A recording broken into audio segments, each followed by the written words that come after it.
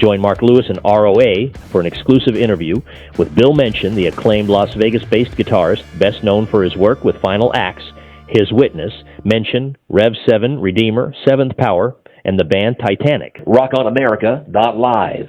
We're bringing rock and roll to America and beyond. Don't forget to hit like and subscribe.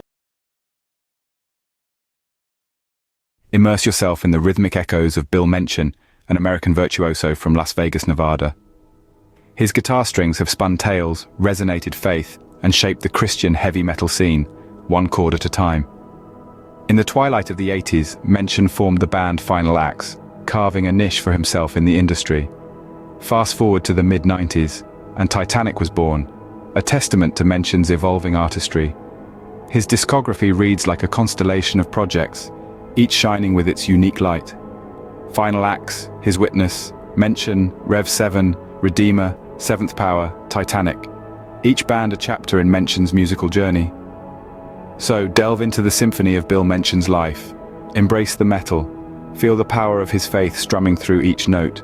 For in the world of Christian heavy metal, Menchen's music is a beacon of unwavering light.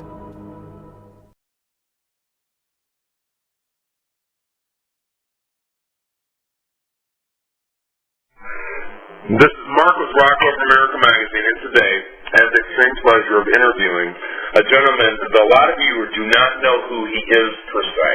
However, people he's worked with, you do know, such as Tony Franklin from Whitesnake. He's done a lot of work with Robert Sweet from Striper. In Christian circles, he's fairly well known, but outside of that, not as much. And that's why I wanted to interview with him. Guy's amazingly talented. He's also worked with Randy Rhoads' brother. He did a whole, and Kelly Gurney, if I have that right. I think you told me that you worked with Kelly too. You did a whole project. You've done a lot of things. You do production work. You play. You sing. You do a whole bunch of stuff, Bill. Yeah, I think you got it right there. I do a bunch of various different things, whatever I need to be doing at the moment. I pull it off. And you can hear him. Without further ado, let me introduce to those that you do not know Bill Menchen. How are you doing, Bill? Pretty good. How you doing? I'm doing good. Did I miss anything? Pardon me? Did I miss anything? No, I think that pretty much covers it. That's kind of everything I do. Production, engineering, songwriting, rocking, various different things, guitar, singing. Yeah, I'm gonna say this too because I'm kind of in that same position. Matt Hunt from Retroactive Records had put me in touch with you because I started doing he sent the Titanic album. And I'm looking at them, but wow, Robert Sweet's on this. This is pretty cool. Now, you see something like that for me. I mean, you remember the old days of metal before there was an internet and this and that. And you had to get the magazines and you'd read liner notes. Right. And that's what I did. And I'm reading the liner notes and I'm like, oh, this is interesting. And I'm like, so I'm talking to Matt and he's like, yeah. I'm like, can I interview anybody to help out? I'm like, well, here's, Bill Menchen's number, email address and this and that, and you get a hold of him. And then we met one night, sat down in your house, and your wife was wonderful. You were absolutely wonderful, invited me into the house, showed me the studio where you work with, like, Randy's brother and everything, and we just had a chance to sit down and talk, and you gave me the Menchen album and all that, this whole big discography. And it's amazing what you do, but to hold everybody so they can be sitting there going, oh, he's going to do this again, which I have the tendency to do. We're going to make them sit in suspense. Anyway, let's go back to the beginning with you. When you were a kid growing up, what were you listening to? Well, I grew up really kind of totally isolated from American culture and society. I grew up on a private ranch. It was actually a duck hunting club about 45 minutes north of Mojave, California, where I was born. And we were out literally in the sticks. And somebody that used to own the R.O.A.M back in the 50s and the 60s, and he owned the California Angels. It was his private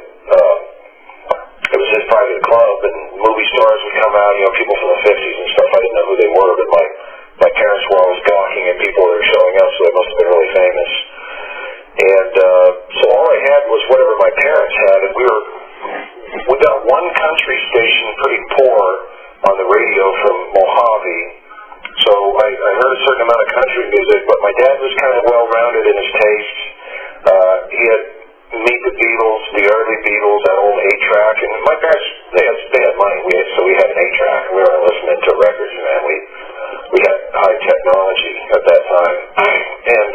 Yeah, for anybody that doesn't know, I think we need to explain that. I mean, I'll give the background really quick. Bill Lear created the whole 8-track thing to have music on his jet. And the guy was genius, and anybody that's listening to this that maybe worked in college radio or whatever, it's like a car. It was a big piece of plastic that had a piece of tape in it that played, and the only downside was, at least the ones I've seen, there was no rewind on it. Yeah, there's no way to rewind, because the way that it works was, the tape was about a half an inch wide.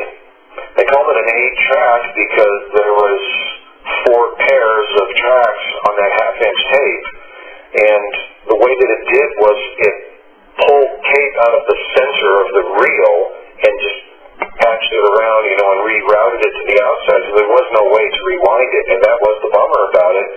But the good thing about it was it was in a box about 4 inches across by about an inch thick and about 6 inches long. You could take it with you in your car, and it sounded, back in the 60s, cassette was unlistenable. I mean, it was good for nothing. Yeah. Voice, and that was it. It was terrible. In records, obviously, you could take those in the car, or you had a radio, and when they invented 8-track, I mean, it was pretty killer. I mean, it was like using a reel-to-reel tape deck, but you could just pop that thing in your car and be driving down the road and listening to, for then, pretty good quality music. And well, you probably know this too. They did experiment. The different automakers did experiment with the 45 player in the car. The problem was every time you hit a bump, there was a scratch on your record. I know that they had experimented with that. Oh, I saw this in a car show almost 20 years ago. Okay. And it was a 65 Buick Skylark GS. And I'm looking at this thing, I'm going, what's that? And I'd never seen this before. And the guy explained it to me, and he goes, it was a 45. You could buy these. And I started reading, and Cadillac had it. I think most of the car makers had offered it, at least on some of the higher-end things, and some of the most of the cars had it as an option. But yeah, I did some, and then I found some articles on the problem was when you went down the road, when you hit a bump, there went your record. I would have never even attempted something like that. I can tell you that right off the top of my head, that's a bad idea. What we have now, and that is very similar, but with the modern technology, it works good, is CD players. That's a thing spinning. The only thing is you got an electronic eye, and there's no contact, and it works. Although sometimes you can make a CD player skip, usually they don't. So those are the early days, and I grew up listening to. I think my dad had some Janis Joplin on 8-track, and I didn't really enjoy it all that much. Oh, there's one other thing I want to say about 8-track too. It's okay. The great thing about 8-track, unlike cassette, was it was virtually indestructible. Yeah, it was a big piece of tape, and it was a pretty big box, and the cassettes were always getting eaten, and sometimes we saw the 8-tracks get eaten, but they were fairly durable. Yeah. But anyway, my dad's record collection, he had Beatles, and I loved the Beatles. You know what? At a very early age, we had no neighbors because we lived in the middle of nowhere. My parents would be outside doing stuff, and if they were outside working in the yard or something on the ranch, that was my turn to take over the stereo system, and I would put on the Beatles, and I loved it because it was up-tempo. I Want to Hold Your Hand, all those high-energy songs, and whenever, like This Boy Wants You Back Again, that song, when that came on, I was so quick, I would just change the track. I didn't like the slow stuff. So I never liked the slow stuff, and that seems to have continued until this very day. And we had Sonny and Cher on records. I remember Johnny Cash, Ring of Fire. My dad used to listen to Charlie Pride. A couple other country, I think Buck Owens.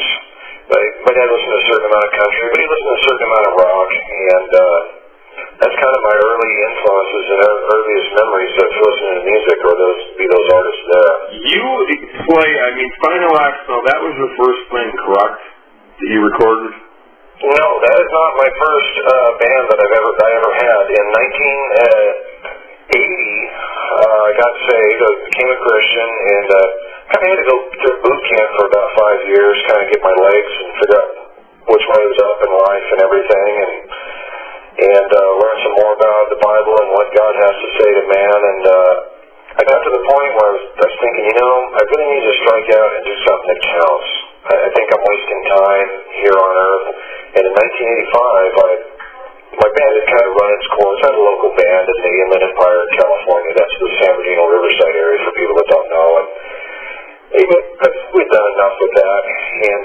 America. I didn't know if there was other musicians out there that believed in Jesus that would play rock music, and I ended up finding some pretty quickly, and I started a band called Redeemer. We threw together some material. Some of it was pre-existing material, and I just put different lyrics to it. Some of it was new material, and we recorded an album that didn't sound very good. And I couldn't find a singer, so I did it myself. It was terrible. But you know what? I just wasn't going to be stopped. I thought, I don't care what, it's as good as I can make it. I'm just not going to sit here and take it lying down. And, you know, we didn't get very far, but, you know, God did some interesting things with that group, even though we thought they were failures in the long run. Some of the influences that we had on other local bands was quite astounding. It defied explanation. And I was just like, you know, this is really the thing I got to do. I got to keep going with this. And I learned a lot in songwriting and things like that. And that band basically spanned from 1985 to 1989. Did you go into the whole LA Sunset Strip thing? You know, with that band, we were playing around with various different styles, and Redeemer wasn't really a hair band. You know, I would have wanted it to be. I knew that was the popular thing. Motley Crue was getting popular, and everybody else.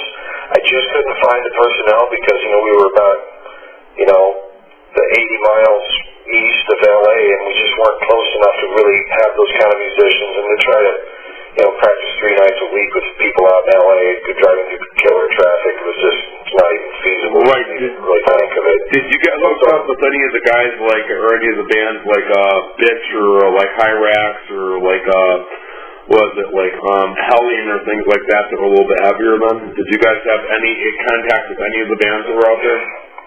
You know, those names you just dropped I've never heard before, so I would get no, I guess. But in 1989, you know, I didn't venture out of LA that much. In 1989, we felt like we kind of gone as far as we could with Redeemer, and I had a chance to, I heard that Keith Miles was not in Holy Right anymore, and I was thinking, well, maybe I should try something different. You know, he's got a power voice, and a lot of people didn't like him. They thought he sounded terrible with Holy Right. In a way, he kind of did, but it was really a problem of chemistry. It wasn't that anybody in the band was bad. It just wasn't the right group of people. And I called him up one day, and, you know, and I said, well, let's try a song. So I wrote a song with him in mind, trying to see if I can, you know, make something that'll make his voice sound good. And he came back in just like a day with some lyrics called Part of the Sun, and he sang it to the 4-track recording that I had. I was like, wow, that sounds really good. This guy's a good singer. You know, he's got a great, warm, powerful, gritty voice.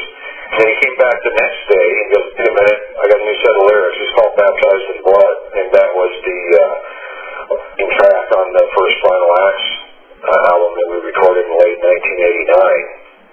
And I was in that band for a couple of years, learned a lot, and the second album that was never released, and never really finished either. We just had drum machine tracks on it and stuff. And 1991, I started a band called Rev Seven with me singing, and there was a lot of Christian bands at that time that were kind of doing their version of their favorite, whatever their favorite secular band was. Yeah, like you had like do you mind? Can I have the honor of mentioning a couple of these because I remember this and it really got a lot of friends that I had that were not into Christian music into it. So okay, if I mention a couple of them. You mean like Death Center, sounding like AC/DC? No, I wasn't going to go there, but that's another one. I was going to think of 100% True sounding like AC/DC, but you had Saints that sounded similar to Priest, although I don't think I would assume that having listened to Saints, I think that was kind of like more incidental with them. I think a lot of this was, in some ways it seemed like it was just incidental, it just happened. White Cross sounded a whole lot like Rat. Oh, everybody's got that. They were good too. And then of course Striper was just their own thing. They were one of the bands out there that was just really their own thing, but then there was a band that really put a lot of people off, including Christians off, because we all looked at this, and it's not to knock them. I mean, God bless them for having tried. But, you know, you had your Daryl Mansfield and all that, and guys that were really good, and, you know, and different bands, like you had Bride and Tourniquet and stuff like that. Then you had Striking. You know, I'm not that familiar with them. For some reason, I didn't know a lot about them. Not to knock them, you're not missing anything, because the production quality was, the only way to say it was god-awful. It was terrible. It was one of the worst things you could ever hear. Was, the poor guys, I think they tried, but they had all dressed like, it was supposed to be like their version of metal. You know how like Priest had a little bit of spikes and they had this and that, and other bands were doing that.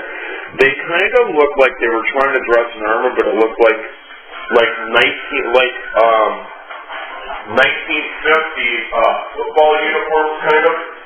Oh, kind of like Guardian when they started that. I haven't seen the early Guardian pictures, but it was just like they were trying to do all this armor stuff. We're kind of like a bad He-Man outfit, but more filled in with armor, and the production quality was just god-awful terrible. I mean, it was horrendous.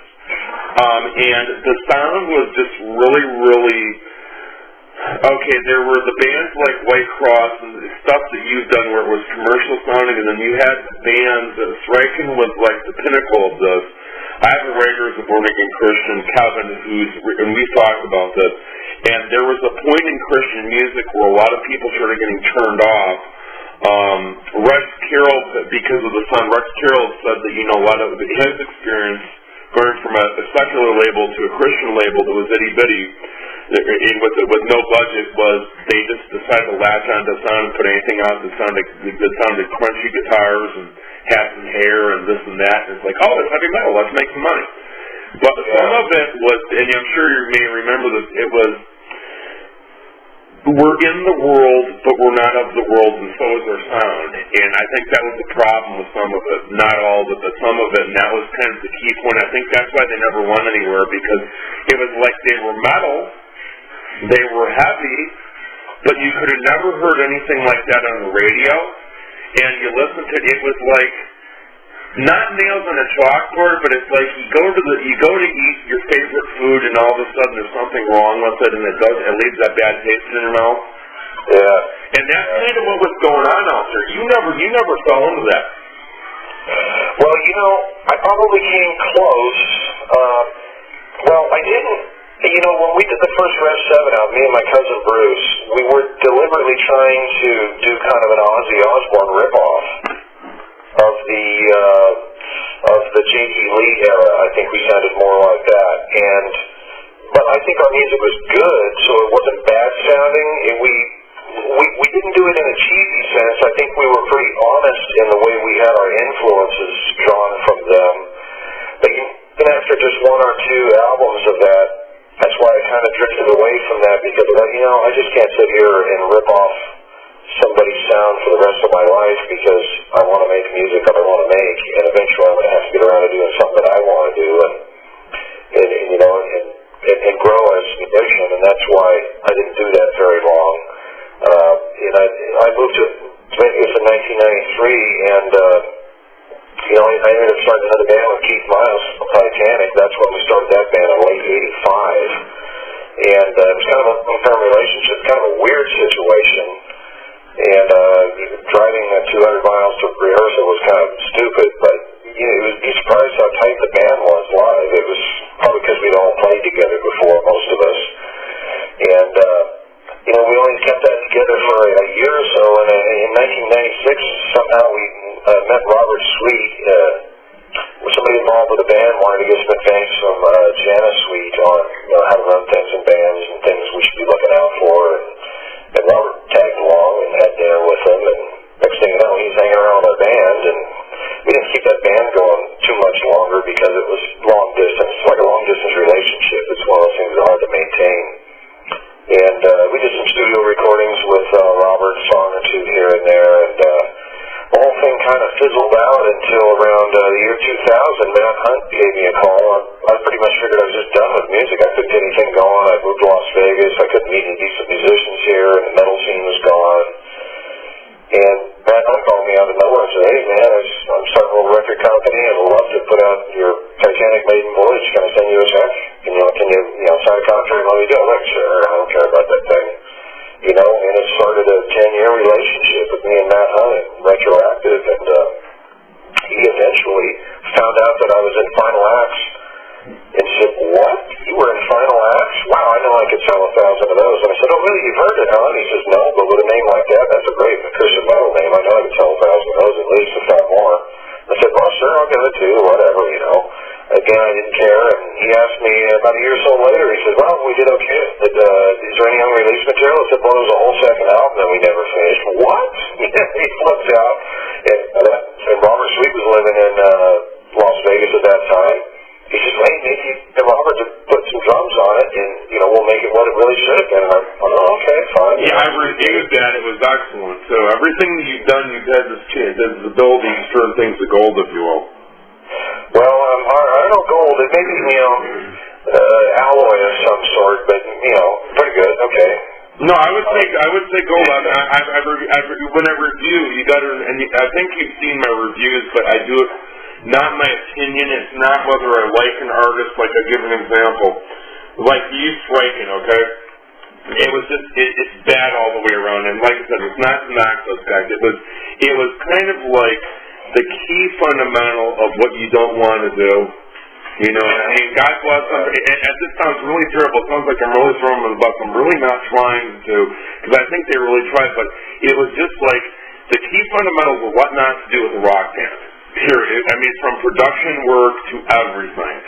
And, I mean, they always had a hardcore following, very small following, but, you know, you can go from that to, you know, when you really try your heart and soul, and you put your heart and soul into it, and you have a pulse on something, and you have a vibe on something, and you allow your influences to kind of carry you forth, and you really believe in quality, not, you know, you'd rather not make $1 and put out quality than make a bunch of money and put out garbage. And I think that that's what shows in you. I mean, because everything's really top notch. It's top quality. It's top notch. You did it really good. I would call it gold. Well, thanks for that. That's great. Honor to hear you say that. You know, getting back to Analog with Matt Hunt, he started asking me, well, what else have you done, you know? And well, I had my first band, Redeemer, that had an album that sounded bad, and one that was, again, not, some they had garage practice tapes, and that's when he said, you know what, can we turn those into something? So I re-recorded them all from the ground up, and tried to, you know, stay pretty faithful to what they were, not make them unbelievable sounding for 1986, you know. I left them pretty raw. I mean, sound better than they did back then. And just trying to get a faithful reproduction of those, and so he threw those out. Those were 2 albums, and all 4 of my Rev 7 albums that I did in the 90s, I did some cleanup on those and some editing and a few touch-ups. He put all those out, and eventually the latest things that we've done, he took the first 2 Titanic albums, hired Robert to throw his drumming on those, which really changes them more than you would imagine. And just by throwing drums on them, it wasn't that simple. I mean, he really changed the face of the way they feel. And the first Final Acts album, Beyond Hell's Gate, we had re-recorded it on Pro Tools digital format and threw Robert's drumming on that, and that really made a heck of a difference, which also features the first recorded Robert's drum solo from Since Rock's regime. And I think that, and I think too, it really helps spotlight. One of the things about Stryper, which is coming more to the forefront now because of the Coverings album, which we both know, and people have been finding out as the cover stuff. They really get to really expound and expand their talent and really take it to new levels. Of course, I've seen Oz, Fox, and Playground for a couple of years playing Over the Mountain. First night he availed in public, I'm like, it's almost Randy Rhoads note for note. But you never really, it's like Stryper kind of held back in one sense, kind of they're a little bit, you know, restrained for what they were doing, where, you know, they could have been, they're all monster players. And for the first time, you can really hear, you got Robert Sweet to really cut loose. Yeah, they did let him play more than they usually do, so that was good about it there. He's actually playing some good licks on that record. Yeah. I say that. But, I mean, when you put Robert in the band, too, and you had him do all this drum work, it's a whole different level for Robert Sweet that nobody had really been exposed to before. Oh, yes, yeah, I see what you're getting at. Yes, on my tunes, we I told him just from the very first one, you know, well, actually I didn't tell him anything, because in one sense he wouldn't listen. He was going to come in and he was going to take the gloves off. And I remember the first one that he did was the drums to the Acts of the Apostles. I remember we'd done about 2 or 3 songs, and I said, hey, let's go get some lunch. So we go across the street to a Thai restaurant. We're sitting there, and I said, gee, Robert, I didn't know you were going to be holding a drum clinic here. And he looked at me kind of surprised, and he says, oh, is it too much? And I said, oh, no, man, you can do whatever you want. You know, I kind of thought that he would come in, he wasn't being paid very much, and I figured he'd come in and just throw down some hard, good-sounding beats with a couple of simple licks and walk out. What I didn't know is he was really looking to prove something. You'd think this guy that's been sold 8 million records isn't looking to prove something, but, you know, he was in a very commercial band, and it was appropriate the way that he was produced. But this was a different situation, and a lot of people out there don't know that he's a really wild, mean, stick-breaking, fire-breathing, hard-hitting, butt-kicking rock and roll drummer. Oh, absolutely. I mean, you could put him towards the categories of, like, the Carmine Appice, Vinny Appice's, Bonhams, and things like that. I mean, if you really listen to me, I mean, he's that hard-hitting. And if you want to go over to more of the mainstream rock, like Doug Clifford and Johnny B. Badoniak, who was in Mitch Ryder and the Detroit Wheels and the Rockets out of Detroit, and Roger Earl from Blockhead. I mean, he has this amazing ability to just, I mean, he can do whatever he wants to do, but he just with Stryker, I mean, they've always been a wonderful band, but like I said, until recently, you don't get to hear the talent that you kind of had a feeling was there, but you know, kind of like having that idea that you're going to get a bicycle for Christmas, but you really don't know until you see it. And you kind of see the box and this and that, and so you know something's there. You did that. You've done that with all the musicians you work with, not just him, but I mean, we'll start there. You have this ability to just, with whatever God's blessed, musicianship and talent comes out and oozes out of everything that you've been involved with. I mean, the records are just amazing. You know what? One thing I had to learn the hard way. You know, way back in the day, back in the 80s and the 90s, you know, maybe I played with some pretty decent musicians here and there, but I couldn't let some of these, especially in the earlier bands like Redeemer, I couldn't really let everybody do what they wanted because, quite frankly, I hope they're not going to listen to this interview, that they weren't that good. Yeah. And I really had to run things. It is such a blessing, though, to have a guy like Robert in the studio, let him play with everything, whatever he wants. And I got to admit, on that first album, The Acts of the Apostles, some of the stuff that he did, the way he went about it was kind of hard to swallow, and I was like, oh, man, I don't know. I think if I tell him I don't want him to do that there, he's not going to want to hear it. And I'm not sure if I really like it that much, but, you know, I let him go, and I figured, well, maybe he won't play every song like that. And he played about half of them straight ahead and half of them pretty wild. And, you know, they grew on me, and I thought, you know, I think this is pretty good. And when I put that album out, the immediate email response from fans was shock and delight. They were like, man, I've heard everything he's ever done, and he's never sounded like this. I was like, okay, that's all mine. And when you got great musicians and proper chemistry, you got great musicians with the right great musicians, you could just walk out of the studio and let them do their thing. You can go have a sandwich and come back when they're done. It doesn't matter what, they're going to do it right. Yeah. And the other guy that I did that with was Tony Franklin. Yeah, how did you, and before we go in there, because I'd like to tell everybody, when I met you, when I was over at your house and we finally met face to face, you were working with Randy Rhoads' brother. You were working with Kelly Garney, if I remember that right, and you had this girl, this monster girl, I think it was a vocalist or something coming. I think Robert might have been doing some work too. Can you talk about that project now, or is that still something you can't really talk about because you're doing it for somebody else? You know, I don't think that project went anywhere.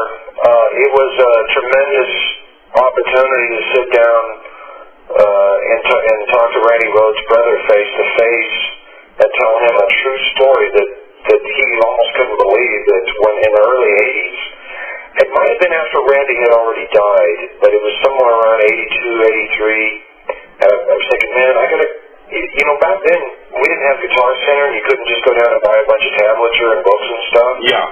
It was like a secret cult. And nobody showed you the handshake or anything. It was just, I went into a music store and said, hey, I want to learn, like, what Jimmy Payne's doing on the roper. I mean, well, that's not really the way. You should really start out learning the basics. And, yeah, okay, you want me to give you $50 a week for 4 years so I can learn how to play the roper. Forget it, you know. I mean, I know what I want to do. I just need you to show me the cool stuff, and nobody would. So I sat down to Blizzard of Oz first album. I'd come home every day after work about 4:30, and I'd start playing I Don't Know just over and over and over and over and over. I couldn't figure out all the notes, and after a while I started finally figuring out what he was doing, because some of his squealed harmonics and stuff would mask the actual fingering, and it was really tough to pick up for me. I don't know why. And I played about 4 hours a night for somewhere between 3 and 5 months to that song and Crazy Train over and over. Just those two songs. And I wore the records, you know, when you could wear a record out where the black plastic turns kind of like white. Yeah. I wore those two songs until they were like that. And, you know, I never became Randy Rhoads, and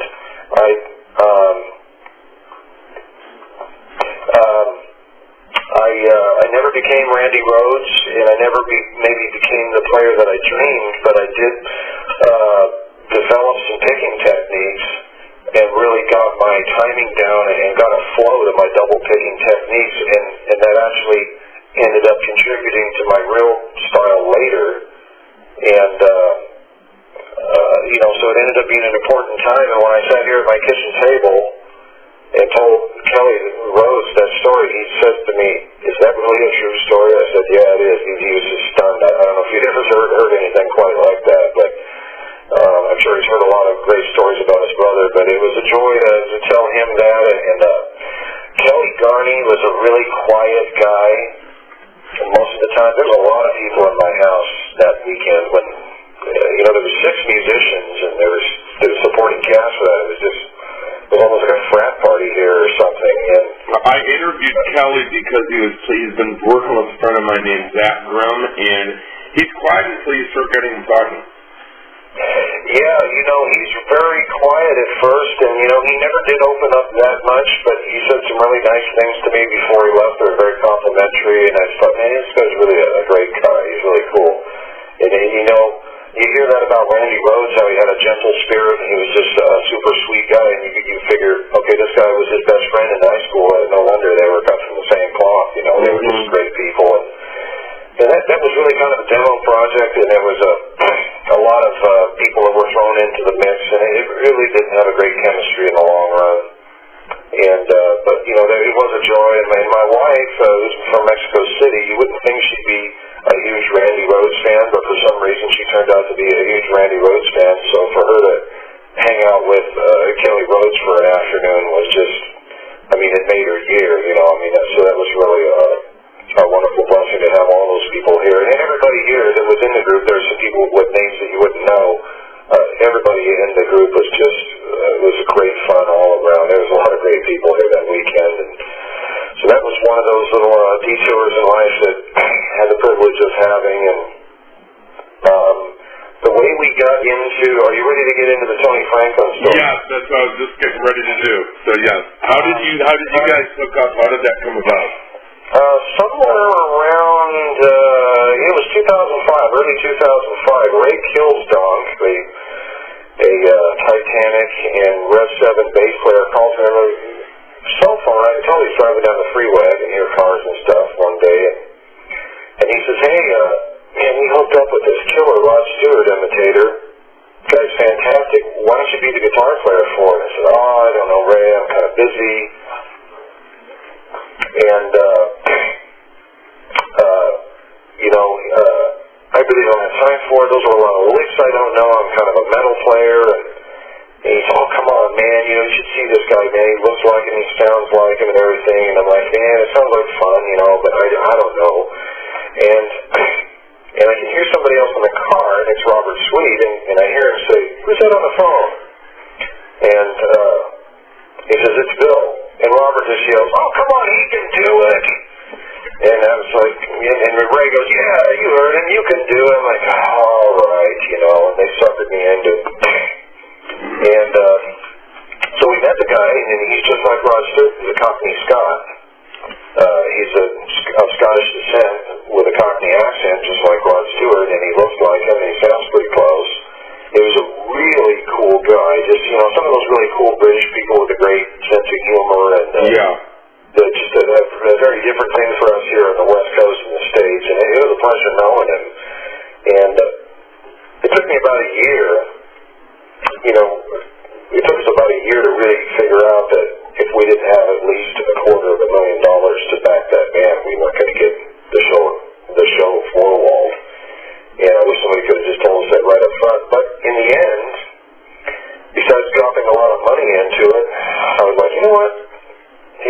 Matt Hunt asked me, do you think there's a possibility of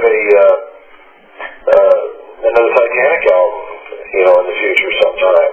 And I said, me and Keith aren't working together anymore, and he doesn't do music, hasn't done music since the early 2000s. And I said, let me get back to you on this. So I called up Martin and Andrew, and I said, hey, interested in doing a Christian heavy metal album? I'll throw a song together, and we'll try you out and see how it works. And he goes, sure, why not? I said, don't pay much, but it'll be fun, it'll be easy. And I think he did it graciously. He didn't owe me, but I think he kind of maybe felt like maybe I should give Bill this record because he helped me do my thing for a year, and got nothing out of it. And we're just great friends anyways, and we still are. And so he came over and we did the song Captain of the Ship. I wrote that song and I wrote the lyrics. We sent it to Matt Hunt, and of course he was just floored. He's like, man, where did you get this guy? He is totally pro, man, what a killer singer. Do the album. And so we put the album out, and a lot of people that listen to my various different projects, I've had a lot of people tell me that's their favorite album out of all of mine. And the funny thing is, he's a Rod Stewart imitator, but when he does metal, he sounds more like Alice Cooper than Rod Stewart. And that's kind of a little cult classic favorite of a lot of my fans. Really like that album.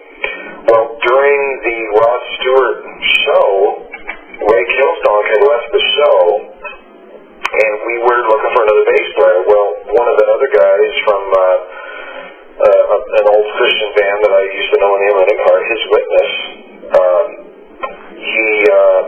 he was working at the Fender factory, and Tony Franklin worked at the Fender factory. He was the SWR rep, and I think he still is, and they're under the same roof with Fender.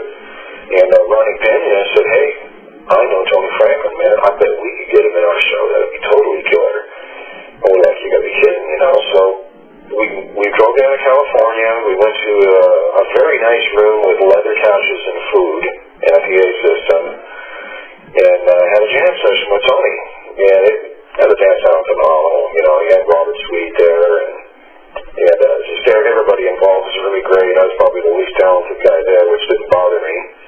And so everybody thought, yeah, looks pretty cool. Well, we were supposed to get this gig, we were supposed to get contracted, and it fell through. We didn't play with Tony, we didn't, and the show didn't go any further. Well, after some months went by, the show was dissolved, and after I'd already done that Titanic album, Matt Hunt calls me up and says, hey, why don't you give me another couple of records? How about another 7th Power album? And why don't you do a solo album? Just go nuts, get Robert, and just go bizarre, and just all kinds of ridiculous riffing and everything. And I was kind of in the middle of doing a bunch of stuff, and I didn't really have time to put together a whole record, but I had a 10-song record that I had written for some other singer. It was kind of a verse, chorus, bridge type stuff, and I thought, well, I'll use that as a framework. So I said, all right, Robert, here it is. I threw 10 songs at him, and he just improvised them. I said, just go nuts. He didn't go quite as nuts as we thought that he would, and we were hoping he would. And Matt wanted to call the album just Bill Menchen, like a solo album. Like he would like Eric Johnson or something. I didn't put myself on a level, but I mean, that was kind of the flavor of the thing, just a me album. And so I was sitting there thinking one day, I need to think of some other guy that could just go nuts that will, really spice this up and put some more licks in it. I'm going to put some in it. Well, you can do whatever you want. I'm going to redo everything anyway. So here's the basic rhythms and frameworks. Just go crazy. Well, he went sort of crazy, but not totally crazy. And I started trying to think, well, I know this keyboard player is pretty wicked. And also I realized, hey, I know Tony Franklin, sort of, a little bit. So I emailed him, hey, I remember Bill, how's it going? I said, well, you up for doing an album, and we had to work out a price. His price was pretty high for a small label like that. And so I ran it by the label, and Matt's like, oh, Bill, we just don't have that kind of money. And I talked to my wife, and I said, you know what, just so we can say we had Tony Franklin on our record, I'm going to send him some money, and I'm going to tell him to do one song. The song was Train Crossing. And Matt Hunt came out to my house to watch Robert lay some drum tracks with some other friends, kind of a vacation, just kind of a fun hangout thing. And I said, oh, by the way, here's the track I got from Tony Franklin. I played him Train Crossing, it blew his mind. His head hang down, and he says, Bill, go ask him how much we can get for an album. This is too good. We got to have it. And so Tony gave us a pretty decent, a doable price.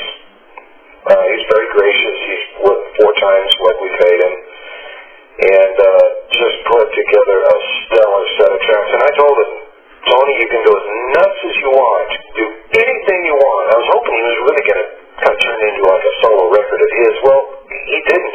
He put beautiful melodies and just unbelievable tone and innovation on that record. But it was still kind of straightforward. And it was, then Matt heard the end result, and he says, well, you know, this is too good now. This isn't just an experimental album.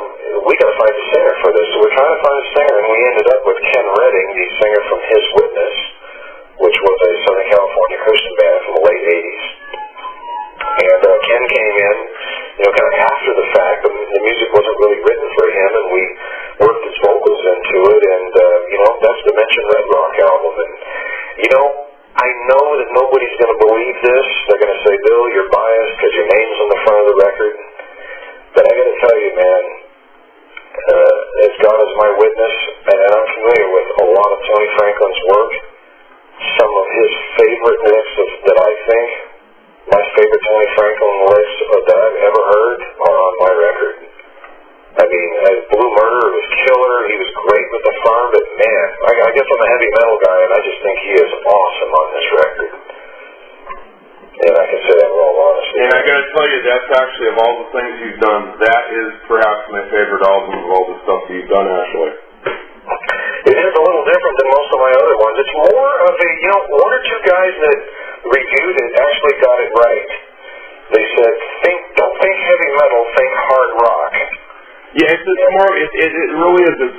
It's what I would call, it's like Twisted Sister or Motley Crue. I wouldn't call them heavy metal. I'd call them more what would be like Def Leppard. To me, like metal would probably be, you would say, like Priest and Maiden and stuff like that. Right. But to me, it's more what you classify as hard rock / heavy metal. It goes towards heavy metal, but it's still hard rock. But yet it's not. It's not Bad Company either. It's a lot heavier and a lot harder. Yeah, I guess so. You know, if you look at the people that, well, I hate to reveal any ages of the people that are on this album, but they're all 50 now. And, you know, if you look at the influences of all of the guys, I mean, you've got Tony Franklin, who was famous with the farm in, I don't know, 1981 or something. You know, and Robert and mine and Ken, all of our favorite stuff is all early to mid-70s hard rock. So. And Tony also played with Whitesnake, if I have that right, too. Yeah, he did in later years when 80s metal was really the thing of the day. But Tony's around our age, and you know he loves 70s hard rock too. You know, and I mean, you know, Robert's a big Zeppelin fan and a Deep Purple fan, and you know, Ken Redding was a big Cream fan, and you know, just so the fact that it sounds a little bit more like a hard rock record, you know, no kidding. You figure it would be. Well, that's really what influences of all the people that made it. Well, Bill, really, that's where pretty much every band that came up in the 80s, from Slayer to you know, to Poison, to Rat, to whatever, to Twisted Sister. I mean, they were all influenced by the 70s bands anyways, and the late 60s bands. Yeah, they were. You know, but they just didn't. Times were changing, and they did their own version of it. So it sounds like a totally different thing. But you know, even though a lot of guys might call me an 80s guitar player, but you know, I don't copy 80s guitar player. I'm the same age as those guys, and my influences were the same. I listened to the Sweet and Zeppelin and Sabbath like all those guys did. And so if I sound like an 80s guy, it's honest. You know, it's just, you know, I had to have a certain amount of the same thing they did. What is your favorite? What is one of your favorite things of all that you've done looking back on it? And when I ask this question, like I'll interview somebody and I'll go, you know, what's your favorite rock album? I did that, and I learned a long time ago from doing that. It's like somebody's children. So they can't always pick one, or it changes from day to day. So at least at this point in time, when you look back and what you've done, well, let me put it this way: what are you kind of most proud of? What are the one or the two things that you really kind of look back on, and you look back on and you go, it's R.O.A. time, and you go, I'm really proud of that moment or what I accomplished on that. You already hit the nail on your head. It's like your children. You can't say you love one more than the other. I probably got a top 5 or a top 3. The Menchen album, you can tell that I already love the fact that there's something special about that. The Titanic album, Full Steam Ahead, with Martin David St. Andrew on vocals. There's something special about that record. Like no other than I have. But there's some of the early Redeemer songs, and the thing that I'm doing today, I just mixed, we had most of the tracks recorded for a second album. Not going to have Tony Franklin, I was going to have my cousin Bruce Menchen doing the bass, and he did a great job. It's a different sound, but he's great at it. And Ken doesn't have all of the songs done yet, and this is another one of those forgotten piles of music that me and somebody threw together. Me and Ken threw 8 of these tunes together back in 1992 and never did anything with them. But that's not enough for an album, so I picked a couple of Rev 7 songs and a couple of Redeemer songs, and we quote-unquote covered them.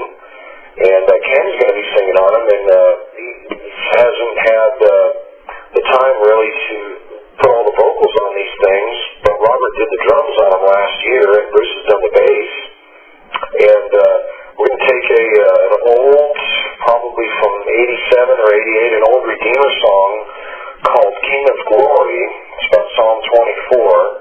It's got Robert doing some unbelievably killer drumming on it, and I'm going to use my original vocal on it with my guitar and Bruce's bass, and we're actually not going to release that as a Menchen song. We're going to release it as a kind of a one-time thing as far as I'm concerned. We're going to release it as a Redeemer song. I'm going to upload it on the internet here maybe tonight, I think. It should be live here in a few days, just for fun to do. And can you email me that? I will email it to you. I will send it to you, but you can't post it anywhere. No, I'm not. No, I want to hear it. I'm not going to post it anywhere. Now I'm probably going to get email.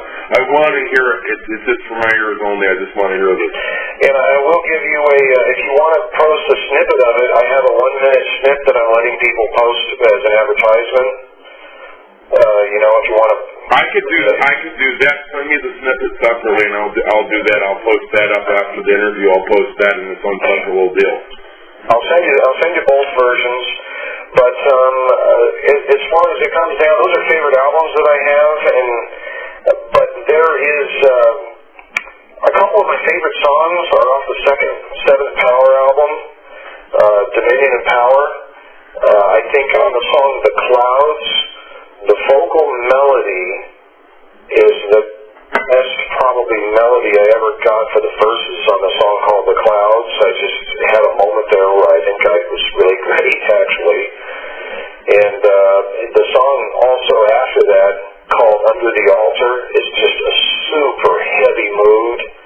It's a heavy scene that's being depicted there where I pulled that out of Revelation. I never heard anybody write a song about that passage. It's hard to imagine what might have been going on there at that moment that John was seeing it, and there's just some killer drum lights in it, and I really like those 2 songs. Those are 2 of my favorite songs that I've had. Hey, I want to do this too just before we finish this. I'm going to ask you one last thing, and then I want you to plug all the websites, MySpace, Facebook, everything. And then I'll let you take us out of here like Janice said earlier. But would you mind, and I know that you won't mind, but would you share a little bit about your faith and how that impacts you and how important that is to you? I think there is, if I had to put it in a nutshell, I see this bumper sticker and a T-shirt out there that says, I am nothing without Christ. It's a lot, I'm sure a lot of people when they see that, they probably don't get it.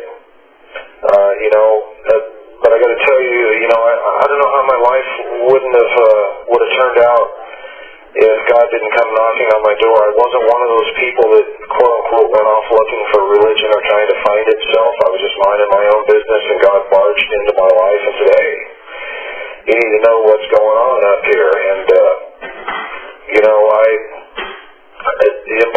journey that's taken me until now, it's been 31 years, and to find out and discover that the Bible actually is the Word of God. It is not like any other religious book on earth. It's not one religious book among many. It is the only Word of God. Most people don't know much about it. Even a lot of people who were raised in churches, they think they know something about it. They know just enough to get themselves into trouble. It is an ironclad, absolutely immutable, unbelievably stupendous collection of writings that is so profound and so reaching to find out who Christ is, what He did. You know, all you have to do is look at all of the 12-step programs, the self-help groups, the way people try to affirm their human hoods or whatever they're trying to do to try to make sense out of life, and the Bible just puts it really simple. You can't do anything for yourself. Christ on the cross is the one who took care of the problem. And once you get that, once you can get your heart and your mind around that, you're free after that point. And you know, I got to tell you, lately, man, I've been going through some really tough trials, and sometimes I don't quote-unquote feel joy and everything, but you know, I know that my life is in the Lord's hands, and so really nothing matters after that. And so I'm just, I'm enduring here. I've got back problems right now. I've got, you know, I've been up against a lot of resistance lately, trying to get out some really important music that glorifies the Lord. And you know, it's gonna work out somehow. I don't know how, but you know, one way I like to put it, Bill, we talked at length about the Lord and different things. And it was a real blessing to be able to sit down there, and we got to do that again one of these days. But for me, I may have told you this too. One thing that I think that's from my perspective about Christianity, it's not, you know, you've heard it, well, you know, you go and you give this, and you know, God's been portrayed as an errand boy, and He'll just bless you with everything you want if you do this. You go live a wonderful life, and you're going to heaven. And the one big thing because my life is really, I mean, you wrote the song Prodigal Son, that's my life. Okay, I was raised in a good Christian home, got saved at a young age, and I became the prodigal son. And I don't make any bones about that. And, you know, I'm sitting there one day and going, my God, what am I doing? And, you know, I thought, you know, I had all these answers, and you get out there, and Evel Knievel, I think, said it best when he was at Schuler's church. Yeah, I saw that. Yeah, and you remember what he said, and this is shortly before he passed on, and he goes, you know, everything that I had, all the fame, all this, all the money, it never meant anything. And I think the one thing to understand is that God's not this big, nasty, mean God that's sitting there with the thumb ready to squish you. It's about a relationship. It's not about your life being perfect. All you got to do is understand the book of Job for that. And God's a fair God. I mean, we're all going to go through stuff, but it's that one thing knowing that you're not going to skate through life all the time, and you're not going to have it easiest if you're a Christian. And sometimes you look and go, well, how come all these evil people do stuff? But you know what? One thing that I take comfort in, no matter how bad of a day I'm having, and I don't even seem like, you know, if you hear me sometimes, I'm, you know, a little bit upset, grumbling, and you know, you would think, you know, he's really believing God, but it gets back to at the end of the day, I know that whatever happens, God will provide and God will make a way and make it through, because it's about relationship. Yeah, and you know, something just popped into my mind when you're talking about everybody has to go through things. I was thinking of that scripture from the Old Testament, the rain falls on the just and the unjust. Yeah. And which also happens to be a Led Zeppelin lyric, as a matter of fact. But not to digress into that, you know, there's something that I think that I really would like to say. Yeah. This is something that has really come into my mind in recent months. You know, I know that people on the outside that don't consider themselves a believer in Jesus or a Christian or maybe believe in God or anything at all, it's easy to look back and, you know, to stand back from afar and look at us as a bunch of kooks and a bunch of flakes and a bunch of weirdos. And you know what? We are. But be careful if you're going to throw rocks at us, because don't forget where we all come from. We come from the ranks of unbelievers.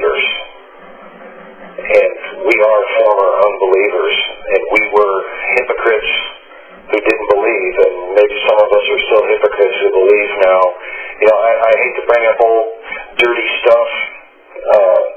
You look at some of the famous people that have done incredibly boneheaded things. As a Christian, I stand back and I'm just thinking, oh, geez, thanks a lot. You know, Jimmy Swaggart, people like that have done stuff, incredibly stupid stuff out in public. And you know what?